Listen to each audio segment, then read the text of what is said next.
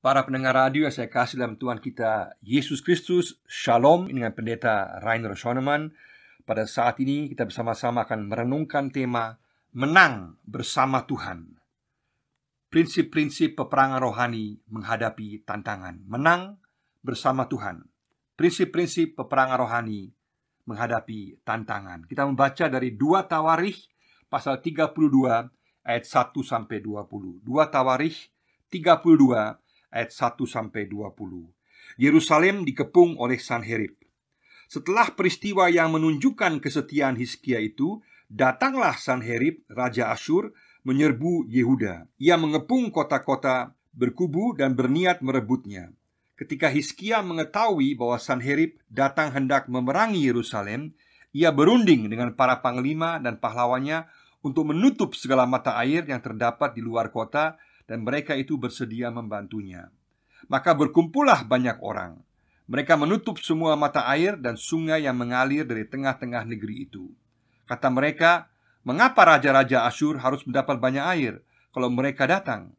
Dengan sekuat tenaga Hizkia membangun kembali seluruh tembok yang telah terbongkar, mendirikan menara-menara di atasnya dan tembok yang lain di luarnya.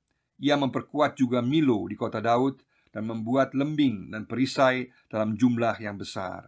Ia mengangkat panglima-panglima perang yang mengepalai rakyat, menyuruh mereka berkumpul kepadanya di halaman pintu gerbang kota, dan menenangkan hati mereka dengan kata-kata, "Kuatkanlah dan teguhkanlah hatimu. Janganlah takut dan terkejut terhadap Raja Asyur serta seluruh laskar yang menyertainya, karena yang menyertai kita lebih banyak daripada yang menyertai dia. Yang menyertai dia adalah tangan manusia, tetapi yang menyertai kita adalah Tuhan Allah yang membantu kita dan melakukan peperangan kita." Oleh kata-kata Hizkia, Raja Yehuda itu, rakyat mendapat kepercayaan kembali.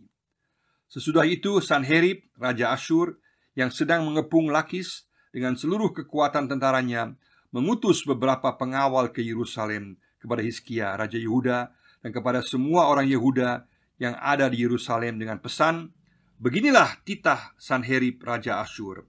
Apakah yang kamu harapkan? Maka kamu tinggal saja di Yerusalem yang terkepung ini. Bukankah Hizkia memperdayakan kamu supaya kamu mati kelaparan dan kehausan dengan mengatakan, Tuhan Allah kita akan melepaskan kita dari tangan Raja Asyur? Bukankah Hizkia ini yang menjauhkan segala bukit pengorbanan dan mezbah Tuhan itu, dan berkata kepada Yehuda dan Yerusalem, hanya di depan satu mezbah kamu harus sujud menyembah dan membakar korban di atasnya? Tidakkah kamu ketahui apa yang aku dan nenek moyangku lakukan terhadap semua bangsa negeri-negeri lain? Apakah para Allah bangsa-bangsa segala negeri itu pernah berhasil melepaskan negeri mereka dari tanganku? Siapa daripada semua Allah bangsa-bangsa yang sudah ditumpas nenek moyangku itu dapat melepaskan bangsanya dari tanganku? Masakan Allahmu dapat melepaskan kamu dari tanganku? Sekarang, janganlah Hizkia memperdayakan dan membujuk kamu seperti ini. Janganlah percaya kepadanya, karena tidak ada Allah dari bangsa atau kerajaan manapun yang dapat melepaskan bangsanya dari tanganku dan dari tangan nenek moyangku. Lebih-lebih lagi Allahmu itu takkan dapat melepaskan kamu dari tanganku." Dan masih banyak lagi yang diucapkan pegawai-pegawai Sanherib itu menentang Tuhan Allah dan menentang Hizkia hambanya. Ia menulis juga surat yang penuh cela dan hujat terhadap Tuhan Allah Israel. Bunyinya, "Sebagaimana para Allah bangsa-bangsa segala negeri lain tidak dapat melepaskan bangsanya dari tanganku, demikian pula Allah Hizkia takkan dapat melepaskan bangsanya dari tanganku." Dan mereka berseru dengan suara nyaring dalam bahasa Yehuda kepada rakyat Yerusalem yang ada di atas tembok untuk menakutkan dan mengejutkan mereka, supaya mereka dapat merebut kota itu. Mereka berbicara tentang Allah Yerusalem seperti tentang Allah para Allah bangsa-bangsa di dunia adalah buatan tangan manusia.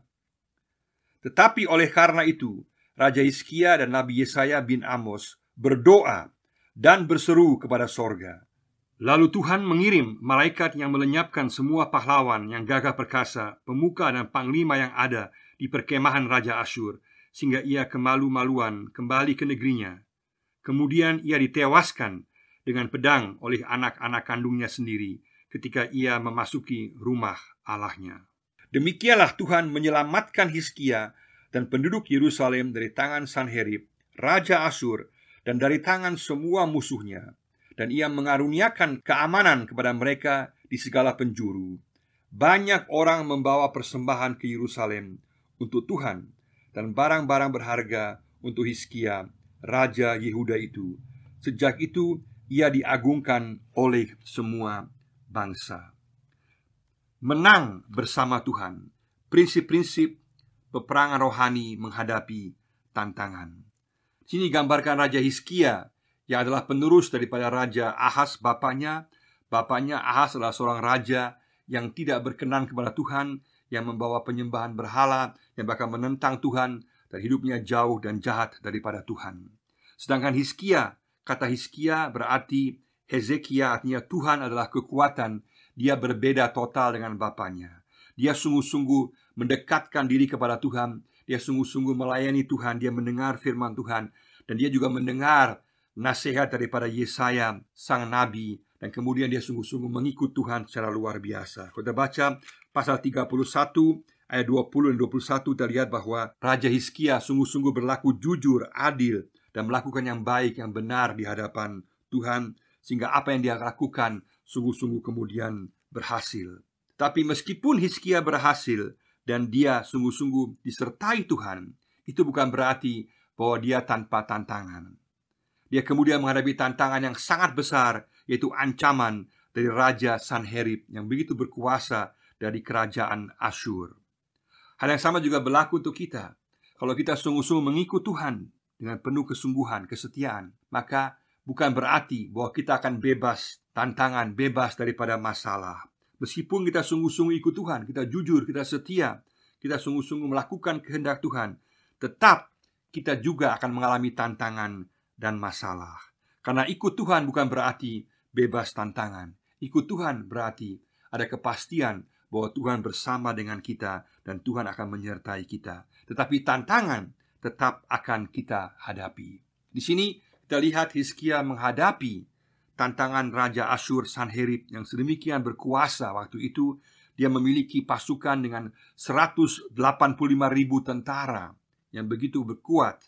Sedangkan di Yerusalem dalam kerajaan Yehuda hanya ada beberapa ribu saja para pejuang atau para tentara dan juga para penduduk di kota Yerusalem, sehingga sama sekali tidak seimbang. Sehingga memang Sanherib yang telah memenangkan begitu banyak peperangan sekarang datang mengancam secara luar biasa. Hizkia berada dalam situasi ancaman. Dan kita pun juga sama. Kita juga mengalami berbagai jenis Sanherib modern masa kini. Berbagai macam ancaman yang kita hadapi pada tahun ini, juga tahun-tahun ke depan, situasi sekarang dan juga tahun-tahun ke depan yang mengancam kita, baik secara pribadi, dalam keluarga kita, soal pekerjaan kita, soal kesehatan kita, soal dalam profesi kita, juga dalam soal kita punya hubungan dengan orang lain, juga tengah-tengah negara kita Indonesia, juga di tengah-tengah situasi tanah Papua dan juga kota Jayapura. Dan dimanapun kita berada, kita mengalami berbagai jenis tantangan. Dan semua hal ini bisa membuat kita takut menghadapi situasi yang sedemikian berat ini. Pertanyaannya adalah sekarang, bagaimana kita bisa bereaksi atau menghadapi atau menjawab tantangan yang ada? Di sini Hizkia sungguh-sungguh memberikan teladan bagi kita bagaimana kita bisa menghadapi tantangan dan masalah dan ancaman yang ada. Ada 8 prinsip peperangan rohani yang dijelaskan di sini yang juga dapat berlaku untuk kita di masa kini, yang dapat kita terapkan juga untuk kita di masa kini. Pada waktu itu Hizkia jelas dalam keadaan peperangan menghadapi kerajaan Asyur. Kita sekarang saat ini bukan menghadapi peperangan secara fisik, tapi kita menghadapi peperangan secara rohani, melawan kuasa-kuasa kegelapan, melawan tantangan-tantangan, melawan ancaman-ancaman yang ingin merusak, mengganggu, menghancurkan iman kita. Maka kita boleh belajar dari kehidupan Hizkia, cara dia menghadapi ancaman ini.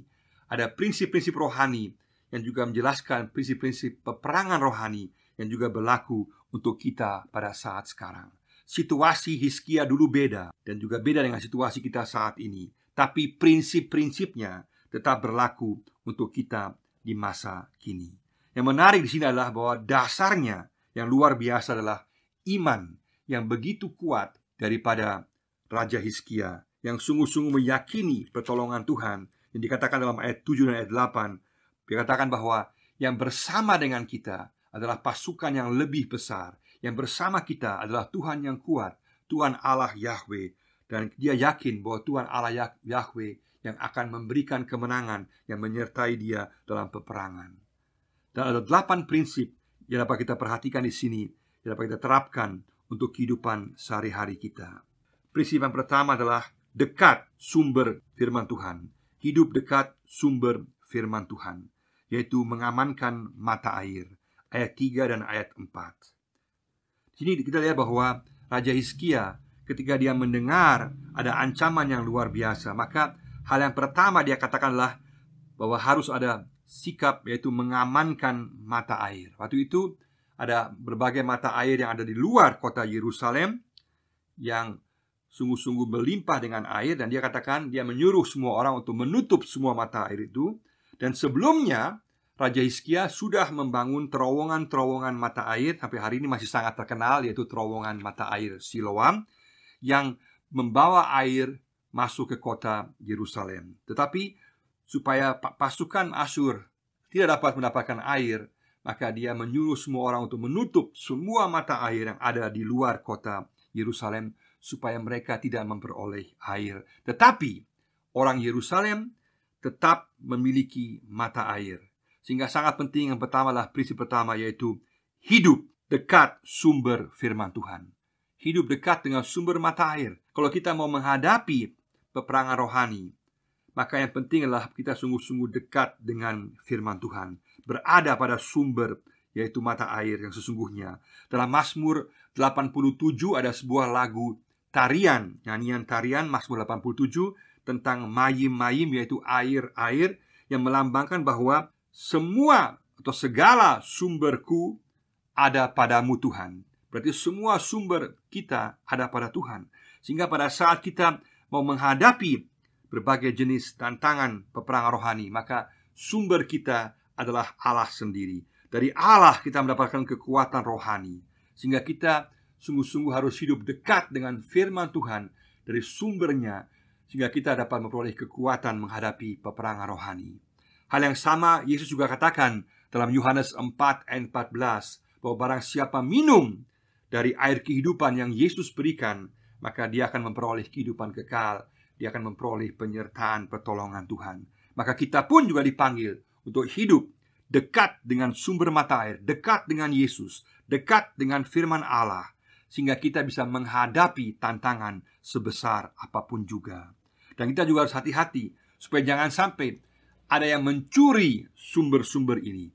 Jangan ada sanherib-sanherib, musuh-musuh yang mau mencuri sumber mata air kita, sehingga kita tidak lagi membaca firman Tuhan, atau kita tidak lagi sungguh-sungguh memiliki kesungguhan untuk mau mengerti firman Tuhan. Maka firman Tuhan dapat dicuri oleh sanherib modern yang ingin menjauhkan kita dari mata air yang sesungguhnya, dari Allah sendiri, dari firman Tuhan sendiri, dari Yesus sendiri.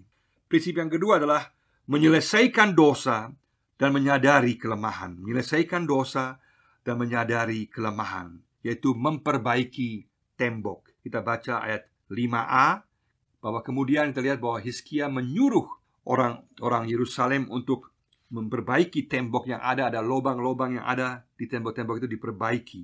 Juga melambangkan bahwa kita pun juga, kalau kita mau memasuki peperangan rohani, kita harus memperbaiki, harus menyadari di mana ada dosa dalam kehidupan kita, di mana ada kelemahan dalam kehidupan kita, di mana kita belum menyelesaikan dosa di hadapan Tuhan, supaya jangan sampai ada celah-celah di mana musuh dapat melawan kita, dapat menghancurkan kita, masuk dalam kehidupan kita, di mana kita mungkin tidak taat, di mana mungkin kita telah menentang Tuhan. Kita harus sungguh-sungguh memperbaiki tembok-tembok yang lubang-lubang dalam kehidupan kita. Mari sama-sama kita menyelesaikan dosa kita di hadapan Tuhan. Kita menyadari kelemahan kita, sehingga kemudian kita mampu masuk dalam peperangan rohani. Yang ketiga adalah siap menghadapi tantangan pencobaan. Siap menghadapi tantangan pencobaan, yaitu membangun menara. Membangun menara. Kita baca ayat 5a.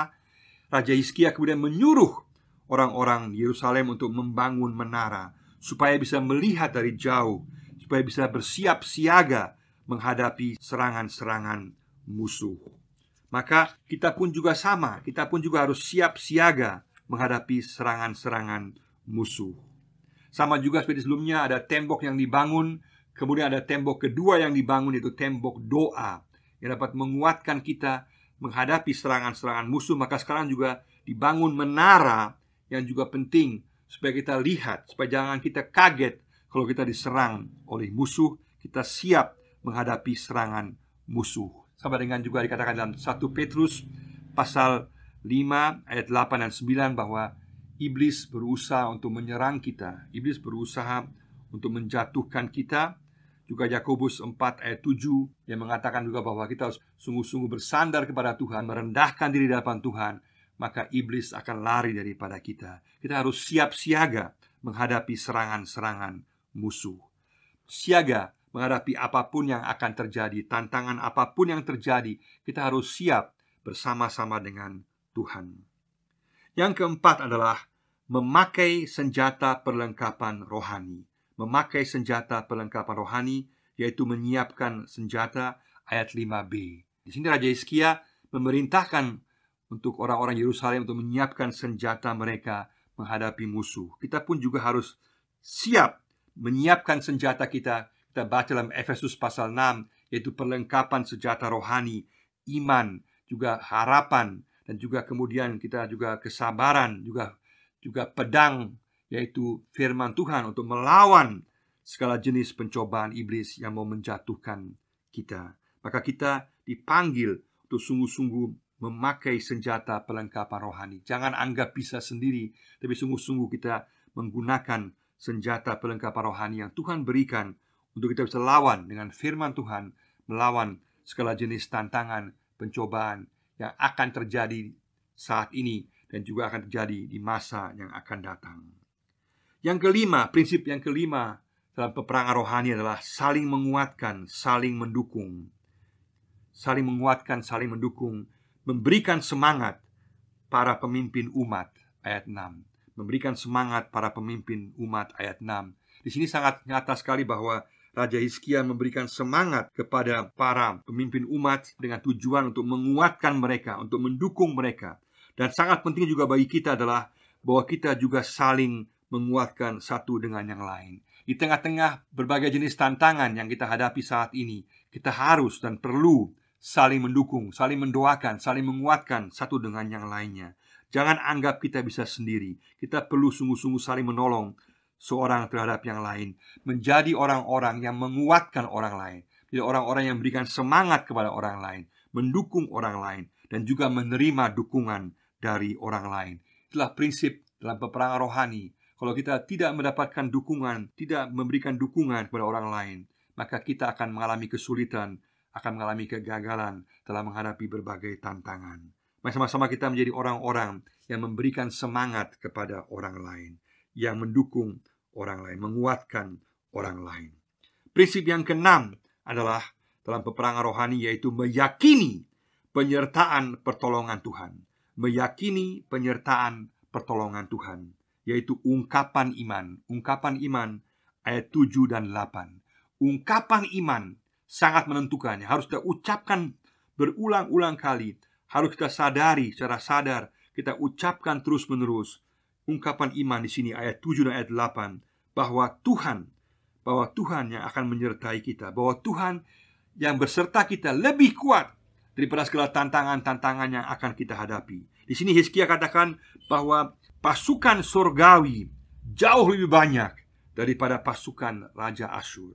Dan juga Tuhan Allah, Yahweh, yang adalah pencipta, yang adalah kekal, yang adalah juga penyelamat, Dia yang akan menyertai kita. Dia yang akan menyertai Yehuda pada waktu itu, dan sekaligus juga akan menyertai kita pada saat ini. Sehingga kita harus meyakini penyertaan Tuhan. Dengan kata-kata yang sangat indah dikatakan di sini, kuatkanlah dan teguhkanlah hatimu, janganlah takut. Kenapa? Karena yang bersama dengan kita, jauh lebih banyak, yaitu tentara sorgawi.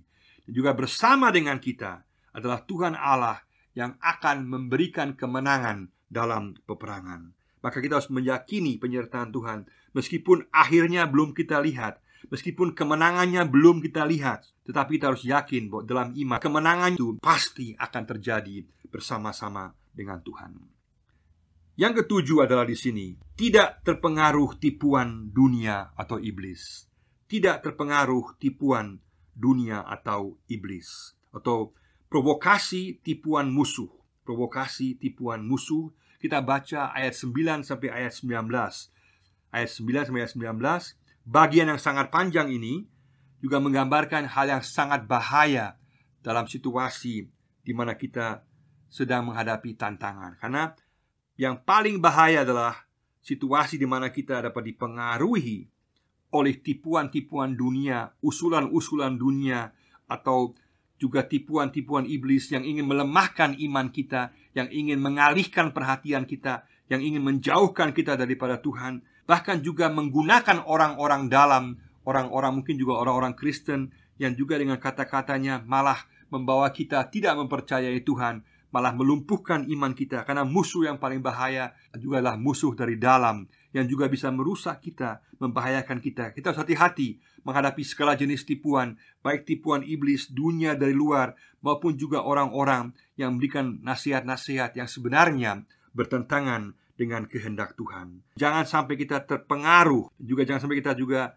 tertipu oleh usulan-usulan iblis. Di sini kita lihat para pegawai, para utusan daripada Raja Sanherib berusaha untuk menipu bangsa Yehuda, mengatakan bahwa Raja Hizkia sedang memperdaya mereka, sedang menipu mereka, bahkan juga mengejek, mencela, menghina Allah Yahweh. Padahal Allah Yahweh, dialah sang pencipta, dialah yang berkuasa, hanya dialah Allah yang kekal, Allah yang sejati. Maka sangat penting di tengah-tengah situasi di mana ada tantangan, kesulitan, kita harus sungguh-sungguh mengatakan, aku tidak mau terpengaruh oleh dunia, tipuan iblis, provokasi daripada macam-macam hal yang ingin mengganggu iman saya. Kita mau tetap meyakini penyertaan dan pertolongan Tuhan. Dan kedelapan yang terakhir, prinsip yang kedelapan adalah menantikan tindakan Tuhan. Menantikan tindakan Tuhan, yaitu berdoa. Berdoa, ayat 20 sampai ayat 23. Sungguh luar biasa. Kemudian kita lihat bahwa Hizkia bersama-sama dengan Nabi Yesaya, dia sungguh-sungguh mendengar nasihat Nabi Yesaya. Mereka kemudian bersama-sama mereka sungguh-sungguh berdoa. Mereka menyerahkan segala sesuatu dalam tangan Tuhan. Mereka bersama-sama telah hidup dekat dengan sumber firman Tuhan. Mereka telah menyelesaikan segala masalah mereka, menyadari kelemahan mereka. Mereka telah siap menghadapi tantangan dan juga pencobaan. Mereka telah juga memakai senjata perlengkapan rohani. Mereka juga saling menguatkan dan juga tidak terpengaruh oleh tipuan iblis dan dunia. Dan mereka juga meyakini penyertaan pertolongan Tuhan. Mereka menantikan tindakan Tuhan. Raja Hizkia dan Nabi Yesaya jelas mereka dalam peperangan secara fisik. Mereka mengamankan mata air, mereka memperbaiki tembok, mereka membangun menara, mereka menyiapkan senjata, mereka memberikan semangat kepada para pemimpin umat. Mereka juga tidak tertipu oleh provokasi, tipuan musuh. Mereka juga mengungkapkan iman mereka. Dan mereka kemudian juga berdoa. Hal yang sama juga berlaku untuk kita. Karena itulah yang akan membawa kemenangan. Kemudian kita lihat bahwa kemudian Allah sendiri yang bertindak. Allah yang bertindak dan Allah kemudian menghancurkan pasukan daripada Raja Asyur, sehingga Allah memberikan kemenangan kepada Raja Hizkia secara luar biasa. Maka dari proses ancaman, tantangan, sampai kepada kemenangan, kita harus lihat ada 8 prinsip peperangan rohani yang perlu kita perhatikan bersama-sama. Mari sama-sama kita pada saat ini, apapun ancaman dalam kehidupan kita, apapun masalah yang sedang kita hadapi saat ini, kita pegang teguh apa yang dikatakan dalam ayat 7. Kuatkanlah hatimu, teguhkanlah hatimu, dan janganlah takut. Karena Allah, Tuhan Allah Yahweh, yang adalah penguasa dunia ini, Dia bersama-sama dengan kita. Dia juga adalah penyelamat kita. Dia telah menyatakan dirinya dalam Yesus Kristus, Yehoshua, Allah yang menyelamatkan. Sehingga kita boleh tahu bahwa kita berada dalam perlindungan Tuhan, Allah Yahweh yang bersama-sama dengan kita. Pada saat kita menghadapi ancaman, kita boleh tahu bahwa kemenangan yang kita akan alami adalah pasti. Meskipun akan ada jarak atau ada perjalanan yang panjang, tetapi pasti kemenangan akan terjadi. Mari sama-sama kita sungguh-sungguh tetap bertahan dalam proses ini. Kita mempertahankan dan memperhatikan 8 prinsip peperangan rohani dalam menghadapi berbagai jenis ancaman, tantangan, masalah dalam kehidupan kita. Sekaligus kita memeriksa diri kita masing-masing. Sejauh mana setiap prinsip ini telah kita lakukan, telah ada dalam kehidupan kita. Sehingga jangan sampai ada tembok yang lobang dalam kehidupan kita. Jangan sampai ada mata air yang dirampas, diambil orang. Jangan sampai menara kita hancur. Jangan sampai senjata kita tumpul. Jangan sampai kita tidak memberikan semangat seorang akan yang lain. Jangan sampai kita tertipu dengan provokasi musuh. Dan jangan sampai iman kita melemah dan kita kurang berdoa. Mari sama-sama kita katakan, kita mau hidup dekat dengan sumber firman Tuhan. Kita mau menyelesaikan dosa, dan kita mau menyadari kelemahan kita. Katakan, kita mau siap menghadapi tantangan dan juga pencobaan. Kita mau memakai senjata perlengkapan rohani. Kita mau saling menguatkan, saling mendukung. Kita mau meyakini penyertaan pertolongan Tuhan. Kita mau tidak terpengaruh oleh tipuan dunia dan iblis. Kita mau menantikan tindakan Tuhan. Kita mau berdoa dan menunggu bahwa kemenangan pasti ada dalam tangan kita bersama-sama dengan Tuhan yang lebih kuat, yang lebih besar, dan akan tetap bersama-sama dengan kita. Kita akan menang bersama Tuhan. Kiranya Tuhan memberkati kita semua. Amin.